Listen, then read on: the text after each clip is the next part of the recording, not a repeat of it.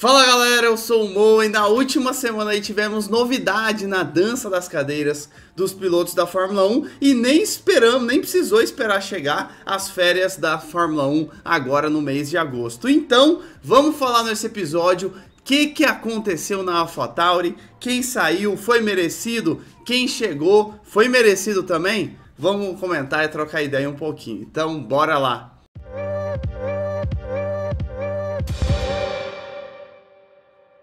E você que acompanha a Fórmula 1 e acompanha o Reaceleração no Twitter e no Instagram, já tá sabendo, você que acompanha a Fórmula 1 em geral, já tá sabendo disso, né? Que Nyck de Vries, piloto aí novato da AlphaTauri, equipe filha, vamos dizer assim, da própria Red Bull, acabou saindo, levou um chute na bunda e foi mandado embora, sem antes terminar uma temporada na Fórmula 1, uma temporada na AlphaTauri, e foi substituído pelo queridinho do Netflix. E também, meu queridinho, gosto demais do Daniel Ricciardo. Daniel Ricciardo está de volta à Fórmula 1. E vamos falar dos contextos, né? Quais foram os contextos que isso aconteceram? Primeiro, Nyck de Vries, que não era piloto, né?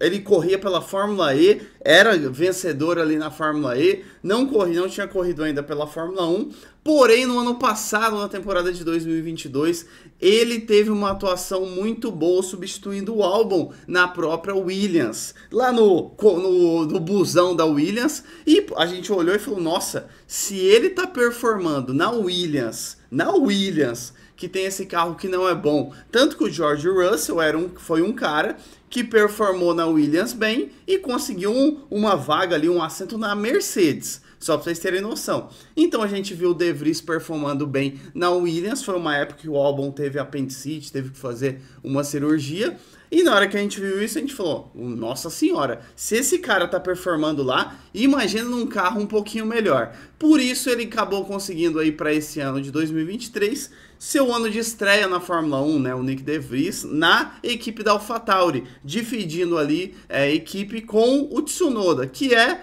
o manda-chuva ali da Honda, né? O cara que traz essa parte, veio por causa da Honda, que é a fornecedora de motores ali, tanto da Red Bull como da AlphaTauri, já que a AlphaTauri é a equipe filha, vamos dizer assim, né, da Red Bull. Então o Tsunoda já tá ali, trouxeram o Nyck de Vries. O problema foi que esse ano, a gente sabe que o piloto novato é um ano de adaptação e tudo mais, não estava condizendo muito bem, né? O Tsunoda sempre vencendo. A gente sabe que na Fórmula 1, a primeira disputa que você tem é contra o seu companheiro de equipe.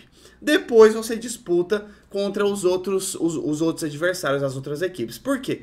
Teoricamente, o seu companheiro de equipe tem um carro mais similar. Não é igual 100%, mas é mais similar ao seu, né? Então, se você perde muito para o seu companheiro de equipe, aí fica complicado. E era o que estava acontecendo na AlphaTauri. Os únicos pontos da equipe, que foram 10º lugares, foram conquistados pelo Tsunoda. E o Nyck de Vries não vinha performando bem, não vinha mandando nada bem. A sua melhor colocação foi um 12º lugar em Mônaco. Mônaco, né, um GP todo caótico, que a gente sabe que bate, que acontece um monte de coisa. Mas nos outros GPs, muito ruim, perdendo muitas posições, ficando nas últimas colocações. Só pra vocês terem noção, o Nyck de Vries eu acho que esse pá tá até pior que o inimigo da última posição, que é o Sargento Logan da Williams. O Sargento Logan tá fazendo força pra sair da Fórmula 1, viu? E o Nyck de Vries tava competindo com ele, vamos dizer assim. A gente sabe que os contextos são diferentes. Na Williams, a Williams tem um contexto, que é uma equipe que já tá lá no fundo. O Albon vem surpreendendo nos últimos GPs, vem sendo comparado ao Logan Sargent. Só que a gente sabe que na AlphaTauri as coisas são diferentes. Porque como é uma equipe filha da Red Bull, a gente sabe que a régua da Red Bull é lá no alto, então a cobrança sempre fica sendo muito grande, não só na Red Bull, óbvio, né, mas na AlphaTauri também. Os chefões ali, Helmut Marko e o Christian Horner da Red Bull sempre ficam olhando para a AlphaTauri para ver, né, como está o desenvolvimento dos pilotos, o desenvolvimento da própria equipe. E olhando o De Vries nessa situação, fica complicado. Na verdade, a vida do Helmut Marko e do Christian Horner tá difícil, né? Porque olhando para a Red Bull, já viu um Verstappen acima e um Pérez abaixo. E aí olha para AlphaTauri essa tristeza também. Só que tem o piloto reserva, que é o Daniel Ricciardo. E o Daniel Ricciardo, você que não lembra, né? O Daniel Ricciardo foi o único cara que desafiou Max Verstappen no tempo que ele estava na Red Bull. Ainda tem aquele GP lindo e da vitória do Daniel Ricciardo em Mônaco. O Verstappen estava já na Red Bull na época que ele ganhou aquele GP, aquela vitória maravilhosa. Depois teve aquela vitória quando o Daniel Ricciardo saiu da Red Bull, contexto, né? Daniel Ricciardo saiu da Red Bull porque queria ser primeiro piloto. Aí foi para Renault, terrível também a Renault. Aí depois ele foi para a McLaren, não rolou também na McLaren, ainda venceu. Nossa, esse GP eu torci para ele, viu? GP de Monza de 2021, Daniel Ricciardo venceu e o Lando Norris chegou na segunda colocação. Que GP emocionante, foi a única vitória do Daniel Ricciardo, deu um gás para ele correr o ano passado, porque se ele não tivesse vencido esse GP em 2021, provavelmente em 2022 ele não estaria na McLaren, mas deu um fôlego para ele, e aí não deu, né? Com as performances ruins ali, ele acabou sendo mandado embora, não conseguiu nenhum assento para esse ano, mas a gente não pode negar que o Daniel Ricciardo é um bom piloto sim. E como ele estava de piloto reserva da Red Bull, a Red Bull olhou esse contexto e falou, meu, se continuar desse jeito o De Vries aqui, ele vai ficar em último até o final do ano, vamos trocar. E essa foi a notícia, decidiram tirar o De Vries e colocar o Daniel Ricciardo. E o que eu achei dessa troca, né? Primeiramente, eu acho que foi certa. Que pena pro De Vries, né? Eu acho que o De Vries sim é um bom piloto, poderia ser um bom piloto de Fórmula 1, ainda pode ser, mas o contexto ali acabou não favorecendo dele, talvez outras coisas aconteceram, não deu muito certo. Acredito que agora o De Vries, como ele estava mandando muito bem na Fórmula E, ele deve tentar, né, alguma coisa na Fórmula E para continuar guiando, porque já que lá ele estava se adaptando muito bem, pelo menos ao carro, ele deve tentar alguma coisa na Fórmula E.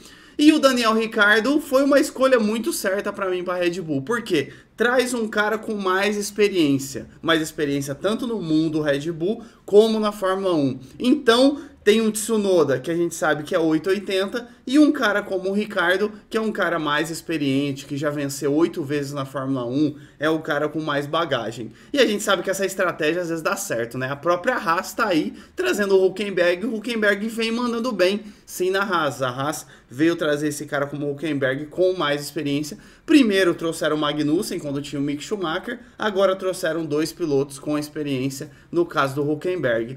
Essa é a ideia da Red Bull, trazer esse cara com mais experiência para ver o que acontece e talvez testar o Ricciardo para talvez também ocupar o posto do Sérgio Pérez, porque o Sérgio Pérez está difícil, né? Então talvez seja uma estratégia da Red Bull também de testar o Ricciardo ali na AlphaTauri para ver se ele contribui. E aí vai ter uma comparação direta entre ele e o Pérez para ver, né? Vai saber o que vai acontecer com o Pérez se ele continuar desse jeito que ele tá. Então eu acho que foi acertada sim essa escolha da AlphaTauri.